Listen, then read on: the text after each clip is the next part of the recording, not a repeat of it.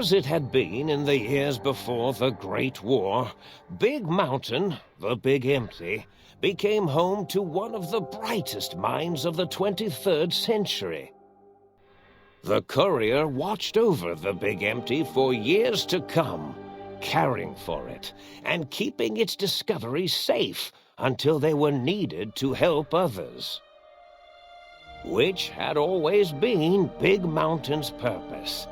Past the laboratories and science, it had always been intended as a place to build the future of all mankind. The Sync Central Intelligence Unit was impressed by the amount of exploration the courier had undertaken. Facilities believed lost, destroyed, or ones that had simply gotten up and walked to new locations had been rediscovered by its intrepid new master. Internally, the artificial personality debated as to whether it preferred the old management to the new, and concluded that the courier's thorough approach to research and investigation was admirable and worthy of its respect. Dr. Mobius continued his research undisturbed in the Forbidden Zone. As much as he had attempted to create better scorpions, he tried the same with humanity, with considerably less success. These failures didn't bother him overmuch. Once the rush of mentats wore off, he forgot he had failed in any event. After all, the bright young mind who had come to visit him in the Forbidden Zone had already exceeded his expectations. The Sync atop the dome bustled with the voices of a small town, constantly chirping, arguing, and snarling at each other. Still, this all happened productively in the interests of its new owner. The Sync Central Intelligence Unit discovered, despite its inversion code, it was comforted by the sense of community the other personalities gave it.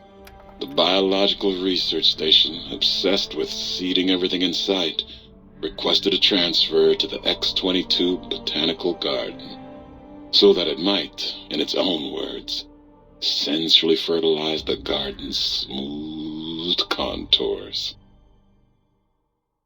The garden sent back a polite refusal, saying it had prior commitments with a vault it had helped infect before the war. The book chute continued to devour all seditious materials until it nearly choked on a paperclip. It adamantly maintained it was a Chinese paperclip, and the whole thing had been an elaborately orchestrated assassination attempt. Whatever the reason, it slowed down for a while, carefully appraising each document and clipboard that came to it. The light switches continued to bicker and flicker. This persisted until the day someone dropped a flashlight in the sink, and the two of them united in their hatred of the showboat. One of them eventually transferred to the Lightwave Dynamics plant and began a long, unrequited affair with one of the holograms. The Sync continued to ruthlessly scrub any particulate matter that came near it. Eventually, it gained access to the magnetohydraulics plant and nearly flooded all the Big Empty in an attempt to scrub the crater clean. Once it learned of the innovative toxins plant, however, it gained new purpose. It sought to develop antitoxins to flush into its drains and counteract the poisons bleeding into the soil. The toaster continued its psychotic spree, reducing all appliances in range to scrap electronics and spare parts. After one of its more psychotic episodes, however, the other Sync personalities decided enough was enough and dumped the toaster in a bathtub. Sparking and hissing, the toaster swore its enemies would rue the day when they had bread and no way to toast it. Muggy did his best to collect coffee cups, although in his quest, he accidentally trapped himself in Higgs Village. It might have been the end for poor Muggy. Except he found it peaceful there, tidying up the kitchens of the think tank professors back when they had been flesh and bone. Well, except for Dr. O, who was an asshole for having created Muggy in the first place. Muggy left O's house deliberately dirty, punishing the dishes and cups that lived there in blind revenge for serving Dr. O. Blind-eye old Jefferson eventually discovered a new sound. Silence. It only made him more filled with the blues than before.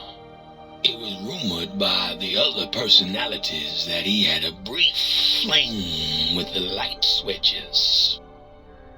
Although he forgot their names much too often and was soon left in the dark as punishment.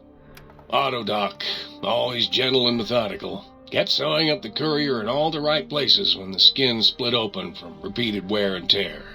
The Autodoc was just glad to have purpose again.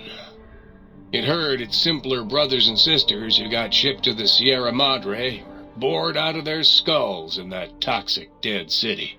In time, the Autodoc found a way to deactivate the Y-17 trauma harnesses, releasing the corpses they had held prisoner for almost 200 years. As the courier ran through the X-8 facility multiple times, the computers analyzed the test subject's movements. Rather than performing a superficial observation, they realized the subject barely knew what communism was, or even what a high school was. This confused them for a time, until the facility finally realized that its research had succeeded. So it let its cyber dogs out into the wastes to help protect small communities from physical aggression rather than communist propaganda. The infiltration program in X-13 felt spent, having repeatedly upgraded the stealth suit until it could upgrade it no more. It felt warm, fulfilled, and a bit sluggish. It realized not long after the stealth suit had left it without so much as a note on the nightstand. So the infiltration program sent out robo-brains into the wastes, looking for its wayward technology. It eventually found Repcon HQ and set up a new research center, testing and murdering fiends who kept breaking into the facility.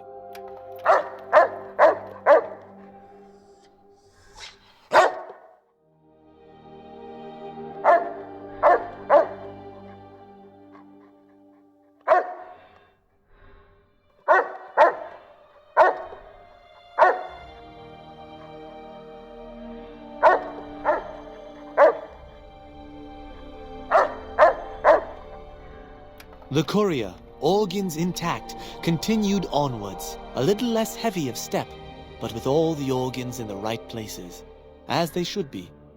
After all, brains can develop a life of their own when left to their own thoughts, and the courier's brain was more clever than most. Dr. Klein and the think tank remained alive, unaware of the world outside. They looped through their daily routine, none the wiser about the world beyond, although perhaps wiser was the wrong word. The world outside belonged to the courier, and if anyone would shape it, well, the courier had already called dibs. There is an expression in the wasteland, old world blues. It refers to those so obsessed with the past they can't see the present, much less the future, for what it is. They stare into the what was, eyes like pilot lights, guttering and spent, as the realities of their world continue on around them. Science is a long, steady progression into the future. What may seem a sudden event often isn't felt for years, even centuries to come. In the times following the Second Battle of Hoover Dam, however, Old World Blues took on a new meaning. Where once it was viewed as a form of sadness, nostalgia, it became an expression describing the potential for the future. It can be easy to see science as evil, technology unchecked as the source of all ills, all misfortunes. With the courier at the helm, science became a beacon for the future. There was old world blues, and new world hope. And hope ruled the day at Big Mountain. We could say more, but the stories in the Big Empty speak for themselves. Now armed with the transportal ponder, the courier could return to the dome at any time and crack open the secrets of the Big Empty one by one. The sink sat vigilant, waiting for its master to return, shoes covered in Mojave dust. Only one road yet remained, and it was one the courier had to walk alone.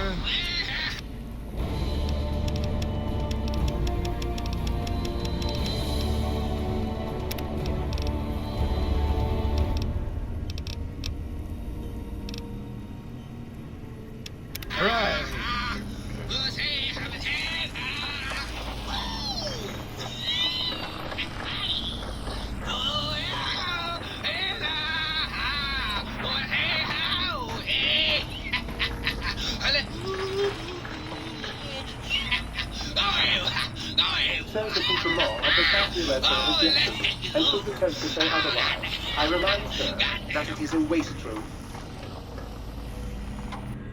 Might I be safe in the assumption that matters with the think tank have been satisfactorily concluded vis-à-vis your residence in this domicile? Very good, sir.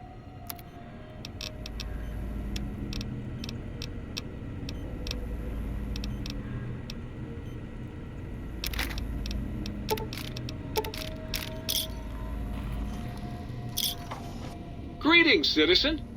Ready to receive seditious materials. Stay loyal, citizen. I trust matters regarding your brain were resolved to your satisfaction. Well, I'll be right here if you change your mind.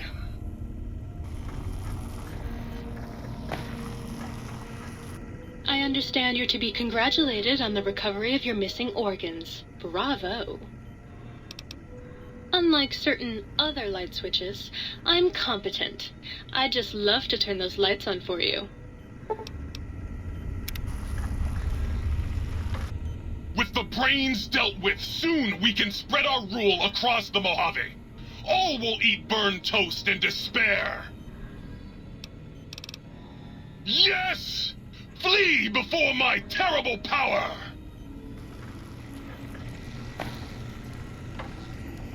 So you beat the big brains at their own game, huh? Guess you'll be putting your walking shoes on again, hitting that old lonesome road. Catch you later, Gator.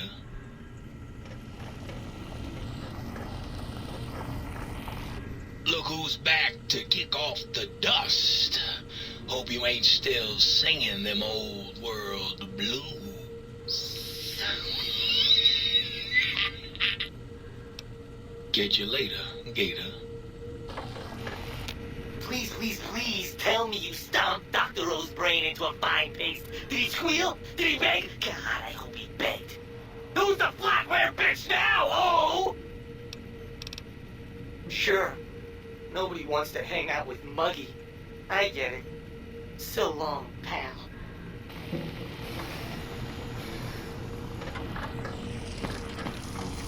You outbrained the big brains? That is so hot. Bye now.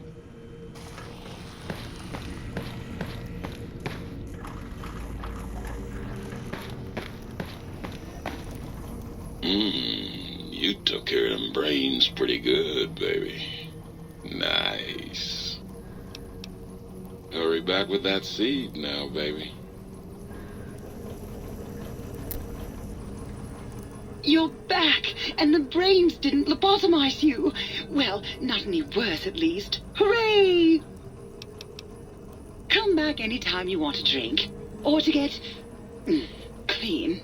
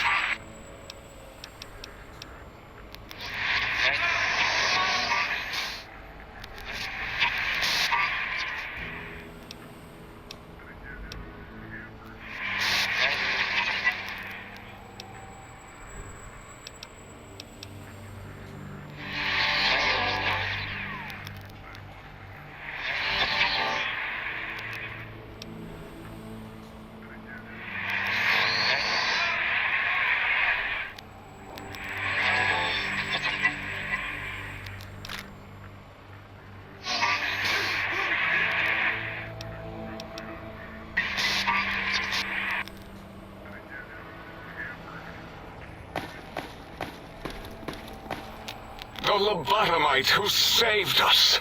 Hello. Until next time, then. Provided there is a next time. For any of us.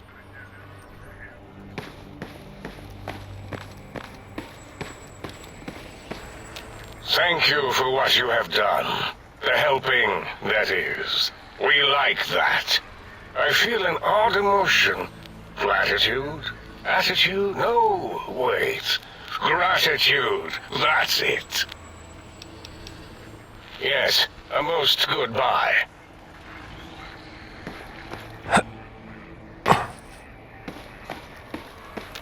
So is Mobius as twisted as he looked in person? Can't believe you entered the Forbidden Zone and lived. None of us can. Yeah, I, discovered more internal parts in the monitors here. If you could, hold on to my discovery, I'd appreciate it. You sure are testing that personality chip thoroughly. All right.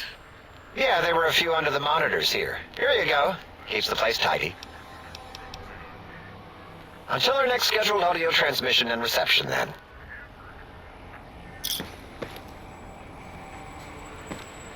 The teddy bear lobotomite returns. My teddy bear. How can I assist in relieving your curiosity? Whatever for. No, I like teddy bears. Teddy bears come in many sizes. Your size is what intrigues me the most. Some say that teddy bears can't be living, breathing things. They are wrong. They are large biological forms. Breathing, heaving, snarling, coughing. Lobotomites are my teddy bears. Oh, yes. Very well. If you're certain of your conclusions, my little teddy bear. If you're ready, let me radar scan you. Slowly. Woo. Woo. Purple, purple, woo. Bloop, bloop, bloop. Purple. Ba-ba, bloop. Ba-ba, bloop. Ba-ba, bloop. Whew. Last little bit there. Thank you, lobotomite. Please, you must come back for further study when I've had a rest. I'm a little sensitive right now. Until our next interaction, my intriguing little lobotomite.